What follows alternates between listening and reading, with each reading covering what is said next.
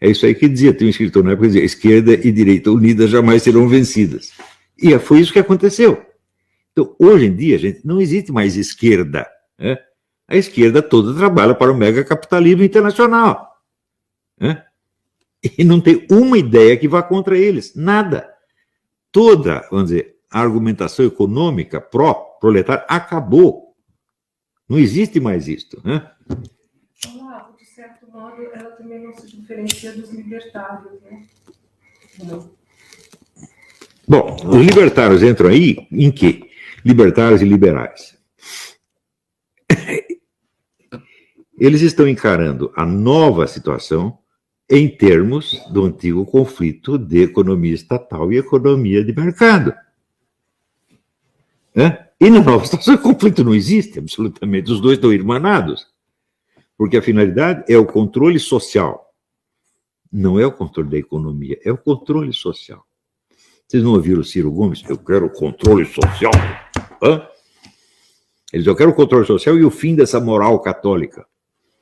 Este é o programa da Escola de Frankfurt, né? E este é o programa da esquerda internacional e dos megacapitalistas. Ou seja, é contra isso que nós estamos lutando. O nacionalismo que volta a erguer sua cabeça depois de tanto tempo é um nacionalismo diferente, tá certo? Dos nacionalismos antigos, que era o nacionalismo revolucionário. Este é um nacionalismo de autodefesa apenas. O antigo nacionalismo, ele naturalmente se desenvolvia em agressão imperialista. Porque era a minha nação acima da sua. Então, isso acontecia na época de expansão econômica das nações. As nações estavam crescendo, se tornando enormemente poderosas, então queriam mais espaço. Hoje não, nós estamos no nacionalismo de autodefesa. Estão nos tomando tudo. O esquema globalista, aliado à esquerda internacional, está nos tomando tudo. E nós queremos preservar aquilo que a gente tinha antes. Então, é um nacionalismo totalmente diferente que requer estudos em separado. Muito bem, ao explicar isso para vocês, eu estou consciente de que todos os analistas políticos da universidade e da mídia não entendem nada disto. Nunca enxergaram 1 centímetro disto. E é muito fácil quando aparece, vamos dizer, uma nova explicação das coisas, uma descrição um pouco complexa que, vamos dizer, abala ou vai contra as suas crenças grupais, das quais você precisa para sustentar a sua personalidade vacilante, né? O seu ego quebradiço. Você diz, isso é loucura, isso é teoria da conspiração. Quer dizer, é a reação do sujeito que está intimidado por uma verdade que o assusta, que vai infinitamente acima da sua compreensão. E isso está acontecendo, gente. Então, no Brasil de hoje, o que existe é uma disputa entre a consciência desses fenômenos e a inconsciência geral que nos cerca. Este é o problema. E vocês estão colocados bem no meio disso e vocês sabem aonde vocês estão no meio disso. Sabem qual é a sua função. Vocês têm que aprofundar isso, conhecer profundamente, tá certo? E mostrar nas pessoas que é realmente isso que está acontecendo. Se você sai da compreensão disto, só lhe resta você se apegar a slogans e estereótipos. Porque viver num mundo de palavras, num mundo ilusório. Ora, vivendo num mundo ilusório, você se condena à derrota, evidentemente. Mas acontece que a sua derrota não é para ser celebrada.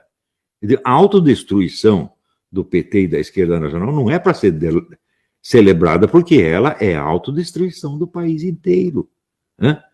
Esses caras ficaram no poder 40 anos e só fizeram besteira, meu Deus do céu. Nós vamos celebrar isto? Eles nos ferraram, eles nos levaram à falência, olha que maravilha, agora vamos vencer a eleição. Claro, vencemos a eleição, mas não teria sido melhor se nada disso tivesse acontecido? Não teria sido melhor que a gente tivesse um rodízio partidário normal, em vez de ficar 40 ou 50 anos sob o domínio da esquerda? Né? Hoje mesmo eu estava lá vendo, de novo, aquele vídeo em que o Lula celebra o fato de que nas eleições brasileiras só havia candidatos de esquerda, e ele acha isso a perfeição da democracia. Né? Graças a só ter havido candidato de esquerda é que veio Petrolão, Mensalão, BNDES, criminalidade ascendente, destruição da educação brasileira, tudo isso porque não havia quem os contestasse. Agora, aos poucos aparece alguma oposição a eles, mas esta oposição já vem viciada pela linguagem que lhe foi imposta. Hoje mesmo eu estava lendo um livro que o sujeito está tentando desbancar, né, os mitos contrários à Inquisição. Muito bem, né? Alguém precisa fazer isso. Só que toda hora ele usa os termos do vocabulário do inimigo, como, por exemplo, homoafetivo. O dia que eu disser homoafetivo, você pode me jogar na privada e puxar descarga. Porque esse termo foi feito para escravizar você. Homoafetivo é a relação que existe entre eu e o Pedro, por exemplo. Nós estamos perdendo o mesmo sexo, existe uma afeição entre nós. O pessoal que existe não é isso. É homossexual. É porque tem relações sexuais. Porque se não houver relações sexuais, então qualquer amizade é homoafetiva. E se nós consentimos em chamar, vamos dizer, está lá uma suruba de 40 homens. Eu tinha um aluno que ia na sauna do Hotel Danúbio e fazia um negócio chamado navio negreiro. Eram 40 homens pelados, uns comendo os outros, dentro de uma sala escura. Isso é homoafetivo? Eles tinham grande afeição uns pelos outros? Não, não se conheciam. Era simplesmente um negócio que se decidia entre pintos e cus, gente. Isso é afetivo? Eu vou chamar isso de afetivo? Se você faz isso, você já cedeu tudo. Nunca usar esse vocabulário, nunca. Agora, se é esse o único vocabulário que você conhece, e se você tem menos de 30 anos, é isso, esse é o vocabulário que você tem, você vai acabar caindo nisso. Por quê? Porque você não sabe a história anterior, você não sabe de onde você veio, você não tem consciência da articulação entre sua biografia e o tempo histórico. Estão entendendo? Muito bem, fazer uma pausa, daqui a pouco nós voltamos com as perguntas. Alô, por favor, se estão ouvindo, avisem pelo chat.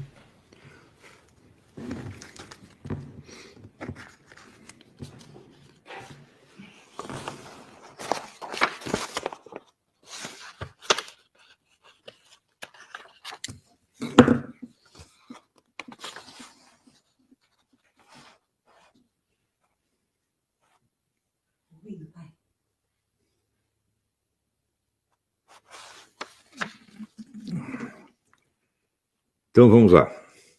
Bom, aqui tem uma pergunta do Petrono Cansado com C cedilha. Entrei alguns meses do curso e queria agradecer. Seus textos e aulas, além de contribuir para qualquer indivíduo, possa buscar a melhor formação para si, provocar em mim efeito colateral que não sei explicar. Também passei a escrever textos, são experiências que tive em versos. Ele quer saber se pode mandar para mim. Pode mandar, não garanto que vou ler na hora, mas certamente vou ler e comentar alguma coisa. Não imediatamente, né? Aqui, Luiz Carlos de Moura Júnior. Queria saber a sua opinião sobre a medicina tradicional, medicina alternativa, ou seja, se há elementos de verificação da realidade. Olha, existem tesouros na medicina tradicional. Enquanto eu morava no Brasil, eu sempre tive uma espécie de lista telefônica dos melhores praticantes de todas as áreas da medicina tradicional, e eu comecei a fazer isso porque eu li um livro em 3 volumes chamado Tous les moyens de guérir, todos os meios de curar, que é quase um dicionário das medicinas tradicionais. Recomendo muito, não lembro o nome do autor, mas pelo título você acha, se lê francês. Recomendo enfaticamente esse livro, para você ter ideia da abrangência do que se chama de medicina tradicional.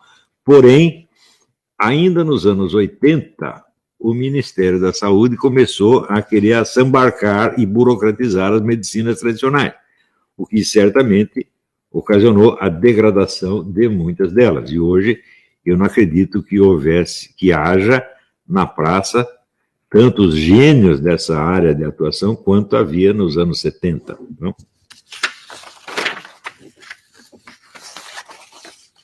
Luiz Carlos de Moura Júnior, gostaria de deixar aqui um relato sincero. Na Universidade que ingressei no curso de Direito do Paraná, tem regulamentos explícitos e anteriores à lei da inclusão do nome social e uma matéria que foi inserida há pouco tempo que se chama Relações Sociais, que, ao meu ver, serve somente para incutir na mente dos alunos ideias que eles convencê-los de que estariam propondo um debate honesto. Sendo que, ao contrário, e na sua apresentação do seminário, nem se diga porque passei por uma experiência em que o professor de Sociologia, que era o mesmo de Filosofia, a nós era imposto o dever de apresentar seminários que eram contrários ao nosso modo de ser e pensar. Olha, nunca aceite isto. Se um professor lhe sugere uma experiência que vai contra os seus valores, as suas crenças, os seus sentimentos, você tem a obrigação de processar o cara por constrangimento ilegal, porque está provado que se alguém faz uma experiência contrária a seus valores, em 80% dos casos vai mudar de valores, porque isso cria um negócio que se chama dissonância cognitiva. Então, a dissonância cognitiva induzida por um professor é um crime contra a sua integridade, contra a sua consciência, contra a sua posse de si mesmo e contra todos os direitos humanos. O professor que faz isso, o lugar dele é na cadeia, presta bem atenção. E o professor que faz isso, ele não é o coitadinho que está sendo perseguido, ele é o opressor, ele é o cara que impõe, vamos dizer, a sua autoridade e o seu poder de censura para não permitir que você conte lá fora o que ele está fazendo dentro da sala de aula. Essa gente tem que ser escorraçada do ensino público.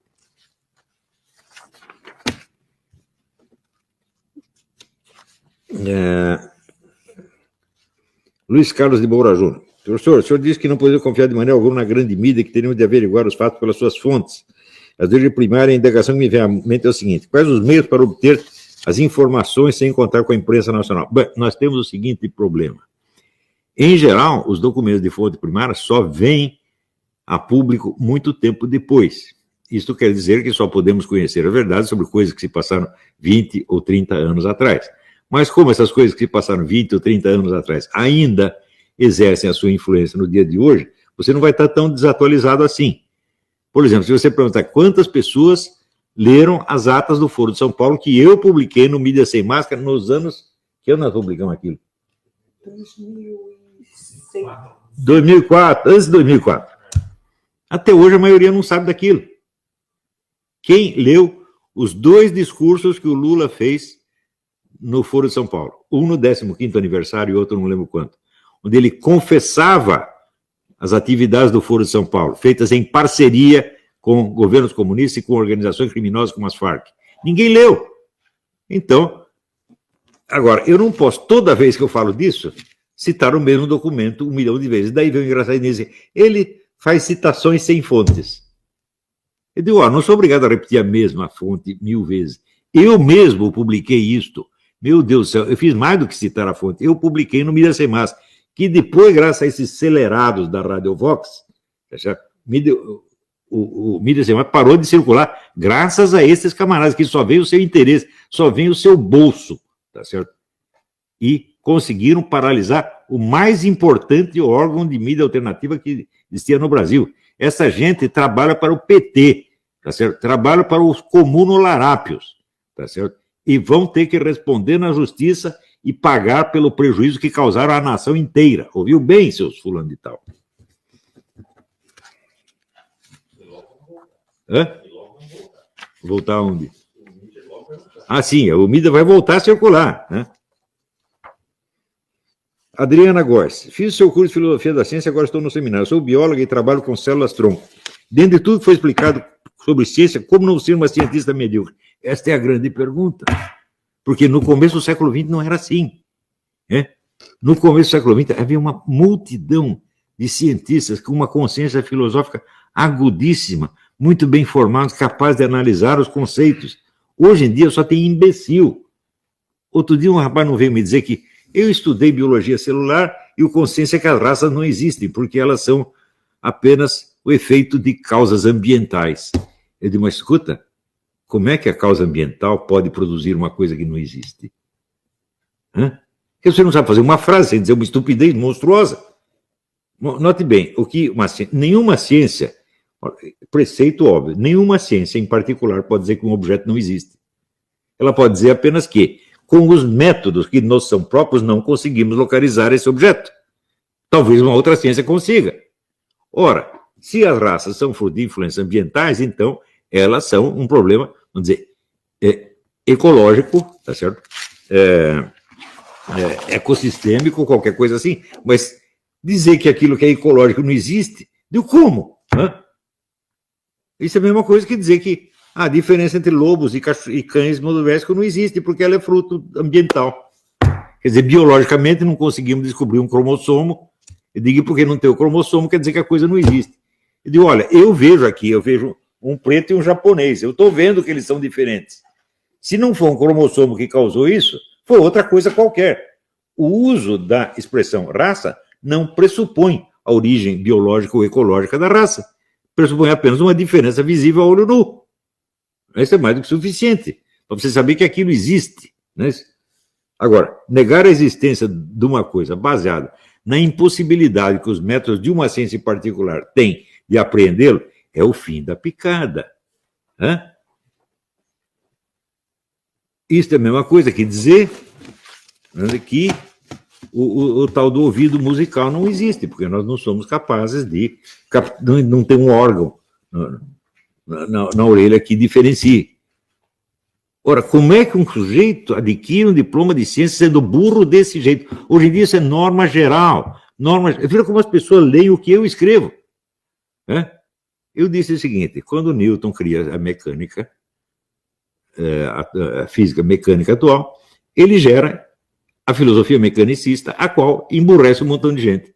Como é que os caras leem? Ele diz que Newton é burro. Quem foi que leu assim? Cientistas, físicos, biólogos, engenheiros, não foi nenhum varredor de rua, é assim que eles leem. Hã? Veja, discussão com gente de ciência, o cara começa assim, eu sou professor de física no raio que eu parto. Chica, já começou mal, eu já sei que vem besteira. Hã? Eu sou médico, eu sou biólogo, já sei que vem besteira. Por quê? Todo o ensino dessas disciplinas foi profissionalizado. O ensino não é feito para desenvolver intelectualmente o indivíduo, mas para lhe dar uma licença de exercício profissional. Então virou tudo escolinha profissionalizante. E não há mais o trabalho da inteligência. Se você veja, eu ainda conheci no Brasil médicos, cientistas de outra época, que tinham uma verdadeira substância intelectual, tipo César Lattes, Carlos da Silva Lacaz. Eu conheci esses caras, porra. Isso existia antigamente. Eram pessoas com quem você podia discutir ideias porque eles tinham. Agora, essa gente de hoje, bicho, você vê, os caras têm a ousadia de chegar para mim e dizer, mas você não tem currículo Lattes. É claro que não. Se você tem um currículo Lattes, em 50% dos casos ele é um atestado de analfabetismo funcional. Por quê? 50% dos formandos e formados são analfabetos profissionais. Portanto, se você tem o seu currículo lá, 50% das possibilidades é que você seja um analfabeto funcional. E as outras 50% das possibilidades, o que isso prova? Não prova nada, porque você também pode ser analfabeto funcional. Não está provado que você seja sequer um bom leitor. Então, para que eu vou querer ter o meu currículo nesta porcaria se eu tenho referências dos maiores intelectuais, escritores brasileiros, que nenhum desses caras do currículo Lattes tem? O currículo Lattes é o seguinte, eu publiquei um artiguinho numa revista tal. Né? É só isto. Quer dizer, os caras não têm sequer o critério de julgamento. Quer dizer, você sabe, da escala de valores na vida intelectual. Eles não têm isso, meu Deus do céu. Como é que podemos discutir com essa gente?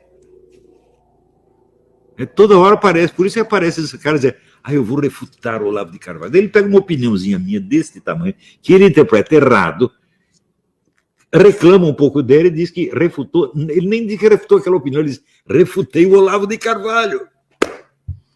E o que é isso, meu Deus do céu? Você veja, quando Goethe lançou a sua teoria das cores, praticamente nenhum físico do mundo concordou com aquilo, porque ele seguiu a óptica do Newton. Mesmo que eles reclamaram, jamais disse, refutei Goethe. Nenhum deles se vangloriou disso. Né? Tem uma noção do tamanho das coisas. Né? Então, hoje em dia aparece esse camarada, agora parece um tal de Creyson, que é o discípulo do seu Creyson. É o seu Creyson sem cabelo e sem inteligência. Né? Porque o seu Creyson era muito inteligente. E esse cara faz isso, ele pega lá, né, o negócio de raciocínio chega a ser maravilhoso. Né? Ele pega assim, um trechinho do Schopenhauer, ele diz um dos truques de heurística, que é a falsa retórica, é você associar uma ideia que você deseja combater, a alguma coisa que é reconhecidamente maligna. E daí você não precisa refutar, porque você já associou. Por exemplo, você diz, isso é fascismo, isso é nazismo, isso é racismo. Né? E daí ele diz, sabe o que o Olavo de Carvalho faz? Ele tenta desmoralizar as ideias chamando-as de esquerdistas. Em primeiro lugar, esquerdista não é reconhecidamente algo de mal, ao contrário, é reconhecido como uma virtude. Em segundo lugar, eu jamais xinguei alguém de esquerdista. Eu só chamo de esquerdista o cara que se declara esquerdista. O cara que é membro do PT, é membro do PCdoB, é membro do PSOL. Então, ele tem orgulho de ser esquerdista, eu estou designando por aquilo que ele é. Agora, vem este animal, rapaz, né? Esse cara, me parece, sabe esse póssumo, esse bichinho que anda aí, né? É um póssumo, né? Vê o que é que vocês vão ver com a semelhança, é incrível, né? Então, você tem toda a razão, minha filha. É muito difícil não ser um cientista medíocre hoje, mas, né, busque os escritos dos grandes cientistas do passado. Santiago Ramón y Cajal, tá certo? O Jacob von Uexküll, isso que ele escreve, U-E-X-K-U-L-L, né? Existe um cientista americano chamado Lewis Thomas, escreveu um livro maravilhoso, foi publicado no Brasil, As Vidas de uma Célula. Veja o que é ciência com cabeça. Leia as memórias do Werner von Heisenberg, né? Que foi, eu li na tradução espanhola, Diálogo sobre a Física Atômica. No original tem outro título, mas a Biblioteca de Autores Cristianos publicou com esse título, né? Nessa época você tinha grandes cientistas que realmente pensavam. Hoje em dia, você, por exemplo, eu acho o Dr. David Berlinski um homem que sabe pensar. Isso não quer dizer que ele esteja certo em tudo, mas ele tem formação filosófica, escreveu livros de filosofia importante, né? E ele sabe analisar as coisas, confrontar, vamos dizer, o que está no livro de texto com a realidade. Ele sabe fazer isso. É o que o pessoal não sabe fazer hoje. Que aí, no Brasil, procura o Rafael de Paula, meu Deus do céu, né? Procura hoje o Dr. Wolfgang Schmidt, né? Esses são grandes cientistas que estão em ação no mundo de hoje. Quer dizer, nem tudo está acabado. Mire-se do exemplo do Rafael de Paula e do Wolfgang Schmidt, e você não vai errar. O Hélio Gotti está fazendo um belíssimo trabalho na medicina, claro. Né?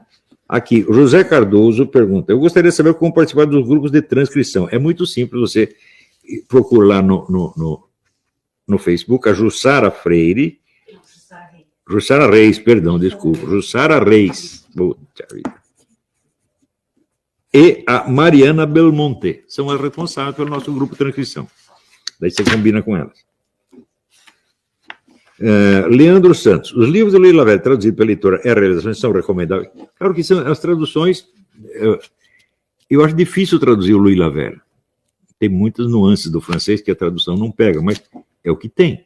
Como é que eu não vou ficar descendo o cacete? Eu acho que a Realizações é uma editora muito fosfórica, assim, é para jogar areia nos olhos dos outros, parecer bonito e tal. Ligam mais para isso do que para a seriedade do trabalho. Isso eu já acusei, sobretudo no caso do Mário Ferreira dos Santos, o que eles fizeram ali é imperdoável. Mas no caso do Luiz Lavelle, eu acho que a tradução até quebra o galho. Mas eu lhe recomendo, treine a língua francesa e leia o Luiz Lavelle em francês, que é uma maravilha, gente, né? O Luiz Lavelle é talvez o melhor expositor filosófico de todos os tempos. Bom, então... aqui. Genário Dantas.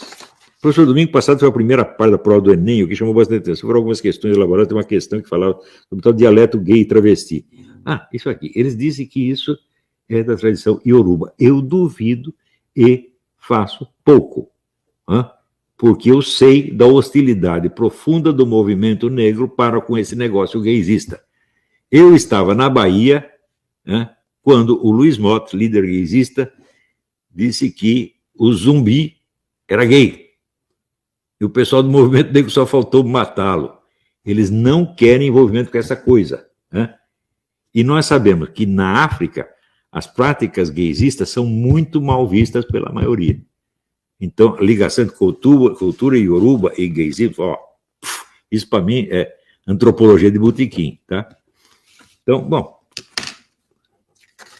por hoje acho que é isto. Vocês entenderam a primeira parte da aula? Aquilo lá é de uma importância extraordinária, gente.